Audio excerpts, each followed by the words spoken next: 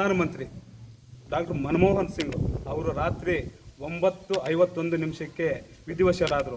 ಸರ್ಕಾರಿ ಶಾಲಾ ಕಾಲೇಜುಗಳೆಲ್ಲ ರಜೆ ಘೋಷಣೆ ಮಾಡಿದ್ರು ಕೂಡ ಇವತ್ತಿನ ದಿವಸದಲ್ಲಿ ಹುಣಸನಹಳ್ಳಿ ವ್ಯವಸಾಯ ಸೇವಾ ಸಹಕಾರ ಸಂಘವು ರಾಜ್ಯಾರೋಷವಾಗಿ ತೆಗೆದು ಇವತ್ತು ಇಲ್ಲಿ ಅವರು ಕಾರ್ಯನಿರ್ವಹಿಸ್ತಾ ಇದ್ದಾರೆ. ಇದು ಎಷ್ಟು ಮಟ್ಟಿಗೆ ಸರಿ ಅಂತ ಹೇಳ್ಬಿಟ್ಟು ತಾವೆಲ್ಲರೂ ಗಮನಿಸಬೇಕು. ಸಂಬಂಧಪಟ್ಟ ಅಧಿಕಾರಿಗಳು ಇವರು ವಿರುದ್ಧವಾಗಿ ಕಾನೂನು ರೀತಿ ಕ್ರಮ ತಗೋಬೇಕಂತ ಹೇಳ್ಬಿಟ್ಟು ಈ ಸಂದರ್ಭದಲ್ಲಿ ನಾನು ಹೇಳ್ತಾ ಇದ್ದೀನಿ. ಈ ಸಂದರ್ಭದಲ್ಲಿ ಹೇಳ್ತಾ ಈ ಒಂದು ಕೆಲವು ಕಡೆ ಎಲ್ಲ ಜೋತ್ನಹಳ್ಳಿ ಆಗ್ಬೋದು, ಹುಣಸನಹಳ್ಳಿ ಆಗ್ಬೋದು, ಇವು ಎರಡೂ ಕಡೆಯನ್ನು ಕಾರ್ಯನಿರ್ವಹಿಸುತ್ತಿರುವ ಚಂದ್ರಪ್ಪನವರು ರಾಜ್ಯಾರೋಷವಾಗಿ ಈ ರೀತಿ ಕಚೇರಿಯನ್ನು ತೆರೆದು ಒಂದು ಕಾರ್ಯನಿರ್ವಹಿಸ್ತಾರೆ. ಇವರು ವಿರುದ್ಧವಾಗಿ ಕಾನೂನು ರೀತಿಯಾದಂಥ ಕ್ರಮ ತಗೋಬೇಕಂತ ಹೇಳ್ಬಿಟ್ಟು ಈ ಒಂದು ಅಧಿಕಾರಿಗಳು, ಈ ಸಂಬಂಧಪಟ್ಟ ಅಧಿಕಾರಿಗಳು ಇವ್ರ ವಿರುದ್ಧವಾಗಿ ಕಾನೂನು ರೀತಿ ಕ್ರಮ ತಗೋಬೇಕಂತ ಹೇಳ್ಬಿಟ್ಟು ಈ ಸಂದರ್ಭ.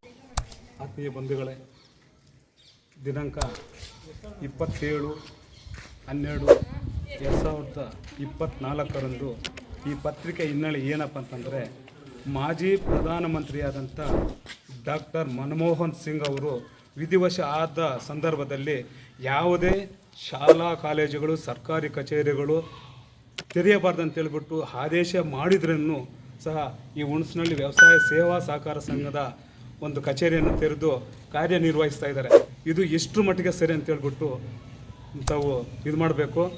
ದಯವಿಟ್ಟು ನೀವು ಮಾಡಿರೋಂಥ ತಪ್ಪಿಗೆ ಕ್ಷಮೆ ಯಾಚಿಸಿ ಇದು ಮಾಡಬೇಕು. ಇಲ್ಲಂತಂದರೆ ನಿಮ್ಮ ಒಂದು ಕಚೇರಿ ಮುಂದೆ ಮುಂದಿನ ದಿನಗಳಲ್ಲಿ ಹೋರಾಟವನ್ನು ಮಾಡ್ತೀವಿ ಅಂತ ಹೇಳ್ಬಿಟ್ಟು ಈ ಸಂದರ್ಭದಲ್ಲಿ ಹೇಳ್ತಾ ಇದ್ದೀವಿ. ನಿರ್ಭಯ್ ಮೀಡಿಯಾ ಚಾನೆಲ್ ವೀಕ್ಷಿಸಿ, ಸಬ್ಸ್ಕ್ರೈಬ್ ಮಾಡಿ, ಲೈಕ್ ಮಾಡಿ, ಶೇರ್ ಮಾಡಿ.